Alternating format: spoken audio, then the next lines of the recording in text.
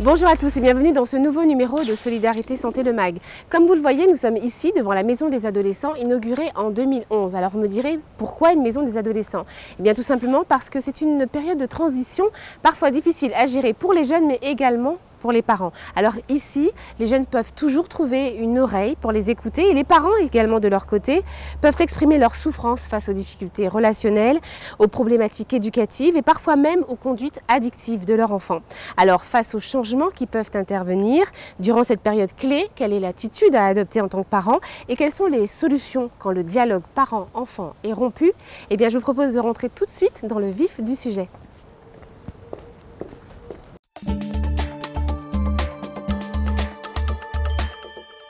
Ça va? Oui, ça va. Bon. Alors, comme vous savez, aujourd'hui on se voit parce que j'ai rencontré ta maman la semaine dernière et tu te rappelles qu'il y a quelques mois déjà, on avait fait un petit contrat, d'accord? Et par rapport à la présence du chien, d'accord? La présence de ta chienne et on avait pris un accord avec ta maman et on avait pensé tous ensemble que ça t'aiderait par rapport à l'école, ça t'aiderait par rapport à toutes les tâches que tu devais faire à la maison. Et je veux dire, on t'a fait confiance et puis maman, elle m'apprend là que depuis peu, là, avant les vacances de Noël, ça va plus du tout. Le contrat, c'est que tu as le chien, je t'ai fait plaisir, à toi de me faire plaisir. Que ce soit au niveau scolaire, qu'on ne me convoque pas comme ça dans le collège. Du coup, tu as été renvoyée parce que ça se passe mal à l'école, à la maison, tu ne suis pas les consignes. Moi, j'ai mal et lui, il a pas mal. Alors moi, je souffre de voir qu'on a renvoyé mon fils pour 6 jours. Et lui, c'est comme s'il est en vacances, il s'y plaît, voilà, il n'est pas à l'école.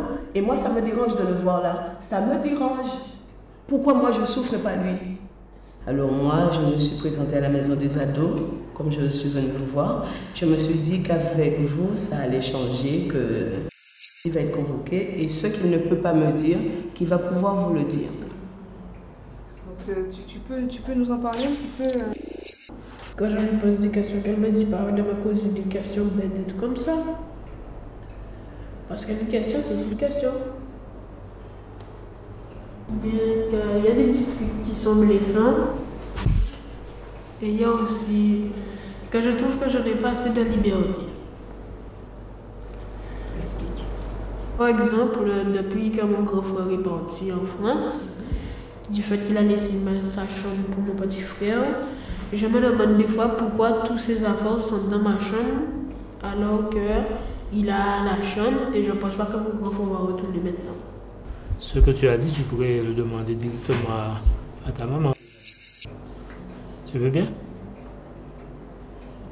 Pourquoi les affaires de mon petit frère sont-ils dans ma chambre et dans sa chambre?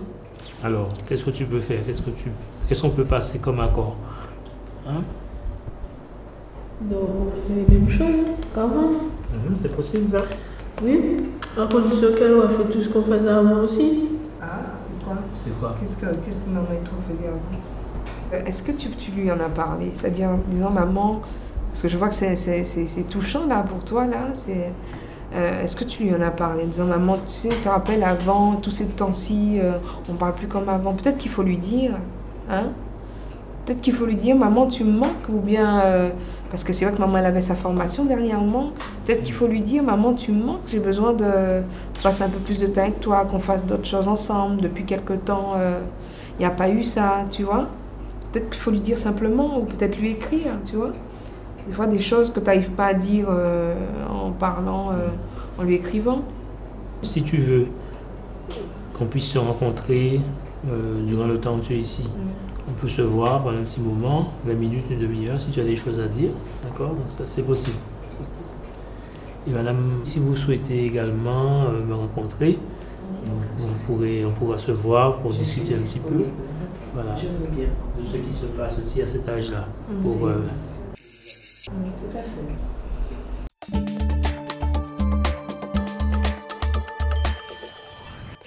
Madame Pips, bonjour. Bonjour. Vous êtes éducatrice spécialisée ici à la Maison des Ados. Oui, tout à fait. Si vous le voulez bien, on va revenir sur l'entretien que vous avez eu tout à l'heure avec cette maman et son fils, Oui. assisté donc du psychologue de la Oui. Maison des Ados, Monsieur Phipps. Est-ce que ça se passe souvent comme ça? Est-ce que l'adolescent arrive, comme c'est arrivé tout à l'heure en fin d'entretien, à formuler aussi clairement son besoin quant à son parent? Alors, on aimerait bien que ça se passe tout le temps comme ça. Même si c'est vrai à la maison des adolescents, de par le cadre, de par l'accueil, l'adolescent arrive à être en confiance et s'exprimer en vrai, quoi. Mais c'est pas toujours le cas. Et là, on a eu vraiment un moment, je veux dire, un moment d'émotion parce qu'il est arrivé à dire une chose. Pourtant, ça fait des mois qu'on le connaît, et des mois qu'il traîne un peu ces petits problèmes là. Et là, il a dit à sa mère quelque chose d'unique, quoi. C'est-à-dire que j'aimerais je fais des efforts, voilà, mais toi aussi, voilà, il faut que tu sois comme avant. Voilà, que tu sois comme avant, et c'est-à-dire qu'on passe des moments comme on passait avant.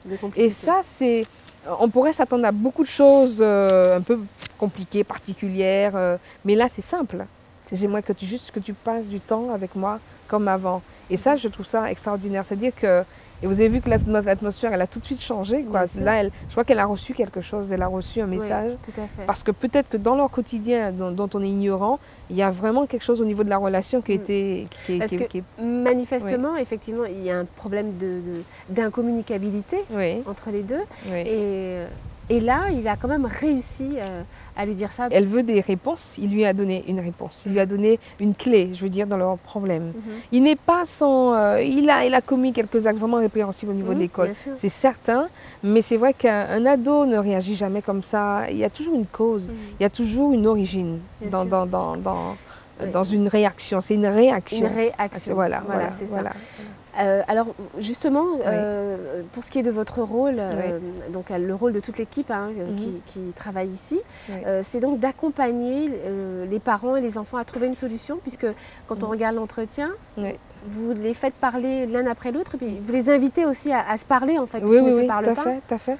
Bien sûr, c'est-à-dire qu'on est vraiment là pour accompagner, ne pas faire à la place, ne pas prendre en charge, j'aime pas trop ce mot-là, mais vraiment accompagner. Et vous verrez, et on découvre que souvent les réponses ou les pistes de réponse viennent d'eux-mêmes.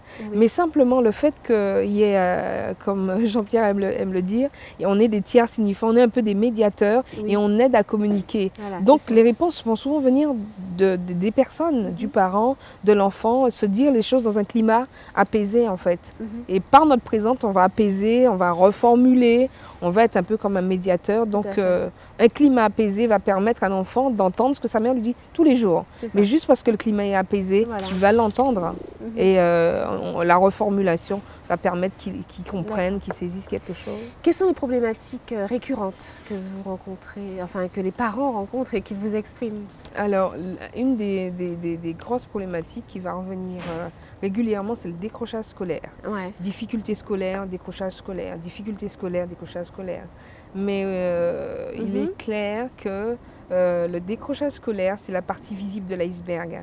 Et qu'on va, au fur et à mesure des entretiens, au fur et à mesure du travail d'accompagnement, on découvrira que en dessous, là, des problèmes familiaux. Il y a des problèmes enfouis derrière les difficultés relationnelles. C'est clair. Un divorce, une séparation, une absence du père, une absence de la mère va créer toute une série de comportements, je veux dire, déviants, addictions, échecs scolaires. Mais l'échec scolaire n'est jamais anodin. Jamais anodin. Alors ça peut être aussi, comme on l'a vu, il y a un handicap quelque part qui n'a pas été révélé, qui n'a pas été diagnostiqué, une inadaptation et qui va aboutir à peut-être une enquête plus approfondie, qui va mettre en évidence que le gamin, il a un trouble, une petite déficience qui fait qu'il n'arrive pas à suivre. Pourtant l'environnement est propice, mais il y a toujours quelque chose en dessous, qui n'est pas forcément révélé dès le départ. Voilà, mais il faut creuser. Parce que parfois, j'imagine que c'est la propre adolescence des parents aussi qui ressurgit quand il y a un problème avec l'ado. Oui, il y a leur histoire en tout cas. Alors, leur adolescence, mais beaucoup leur histoire. Leur histoire. Il y a beaucoup de parents qui viennent avec des choses personnelles qui ne sont pas réglées en fait. Qui ne sont pas réglées, donc ça ressurgit. L'enfant permet que ça ressurgit. Donc effectivement, comme vous dites, une adolescence, je veux dire, mal vécue ou un traumatisme de l'adolescence, de leur propre adolescence, l'enfant va venir par son problème révéler et faire... réveiller. Réveiller, voilà. C'est vraiment plus adapté ce mot-là. Réveiller un problème qui n'est pas réglé au niveau du parent lui-même. Et le parent va être amené à dire, ben oui, c'est vrai que quand j'étais ado, je me rappelle. J'étais comme ça. Voilà, d'où l'accompagnement des parents aussi. Parce qu'on... L'un va pas sans l'autre. On ne peut pas accompagner un enfant sans vraiment prendre en compte son environnement, donc sa famille. Selon vous, pourquoi y a-t-il de plus en plus de parents aujourd'hui? En tout cas, on a l'impression qu'il y a de plus en plus de parents qui n'arrivent pas à faire face. Pourtant, on a toujours éduqué les enfants. Alors pourquoi aujourd'hui c'est plus difficile? C'est une question d'actualité et je crois que ma réponse ne suffira pas. Les valeurs sont vraiment en train d'être bougées par des modèles. Bon, je ne vais pas rentrer dans... Mais il y a vraiment un changement dans les valeurs. Il y a un changement au niveau de la société elle-même, mais sur un plan universel. C'est pas qu'en Guadeloupe. On assiste, moi j'ai envie de dire souvent aussi, à des parents qui ont des enfants jeunes, donc il y a un problème aussi par rapport à la maturité. Il faut apprendre à devenir parent aussi. Voilà, comment on devient parent? Pour qu'on apprenne à devenir parent, il faut que l'environnement nous aide, comme ça se faisait aussi. Alors, ce n'est pas seulement une caricature. Il y a des gens qui disent « ouais, vous parlez du temps d'avant », mais c'est vrai qu'on peut se référer qu'au modèle d'avant, parce que c'est des modèles qui fonctionnaient, où il y avait, on t'accompagnait à être parent, c'est-à-dire que ta mère te préparait à tout, à la vie, l'entourage familial. Et ça, il y a moins en moins de choses comme ça. Donc, ce n'est pas la réponse, mais il y a plusieurs éléments qui permettent d'expliquer ça. Pour finir, on peut dire que l'adolescence commence plus tôt aujourd'hui? On peut dire ça. On peut dire ça. Vous verrez, on a des exemples qui parfois nous impressionnent beaucoup, ne serait-ce que physiquement. Je vous assure, on est impressionné de voir des ados, elles ont seulement 11 ans, 12 ans. Elles sont habillées comme des femmes, elles parlent avec...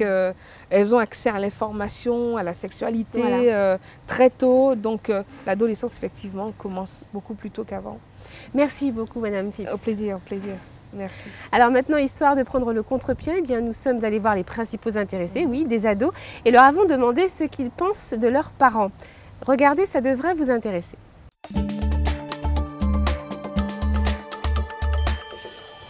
Moi, mes parents, ils sont cool, ils sont pas trop privatifs. Ils sont un peu autoritaires et stricts, ils ne me laissent pas vraiment sortir le soir.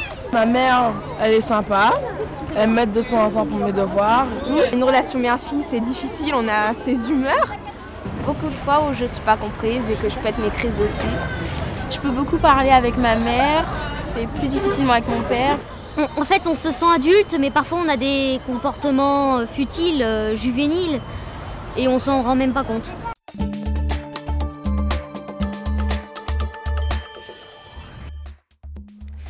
Comme nous l'avons vu dans cette émission, l'adolescence est sans aucun doute une période particulière de la vie qui peut provoquer des ruptures de dialogue chez les familles qui sont confrontées à de véritables fossés générationnels. Alors dans ce cas, un seul mot d'ordre, communiquer. Sachez en effet que derrière les apparences parfois nonchalantes ou agressives, les adolescents sont encore de petits êtres fragiles car le suicide vient au second rang des causes de décès immédiatement après les accidents de la route et c'est jusqu'à 10% des garçons et 20% des filles qui sont concernés et qui ont déjà songé à se suicider.